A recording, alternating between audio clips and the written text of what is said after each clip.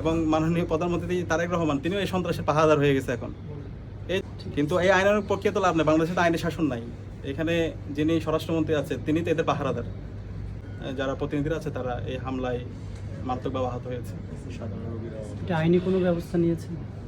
আমরা ইতিমধ্যেই যারা হামলায় জড়িত আমরা তালিকা করছি, ডকুমেন্টেশন করছি এবং একইভাবে আমরা আইনানুগ যে প্রক্রিয়া সেটা আমরা আইনানুগ প্রক্রিয়ার মধ্যে যাব।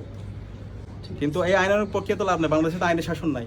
এখানে যিনি স্বরাষ্ট্রমন্ত্রী আছে তিনি তো এদের পাহারাদার এবং মাননীয় প্রধানমন্ত্রী তারেক রহমান তিনিও এই সন্ত্রাসের পাহারাদার হয়ে গেছে এখন।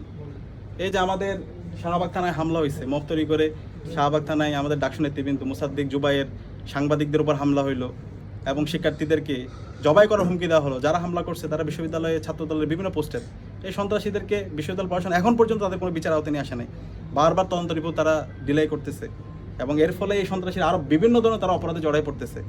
তারা মনে করতেছে এই সন্ত্রাস করে মনে হয় তারা ক্যাম্পাসে তাদের রাজত্ব কায়েম করতে পারবে, তারা ভুলের মধ্যে আছে। তারা ইতিমধ্যে তাদের ক্যাম্পাসগুলোতে তারা অপ্রাসঙ্গিক হয়ে গেছে, জনবিচ্ছিন্ন, তাদের সরকার জনবিচ্ছিন্ন এবং এভাবে যদি চলতে থাকে তাদের পরিণতি, কঠিন পরিণতি তাদের জন্য অপেক্ষা করছে।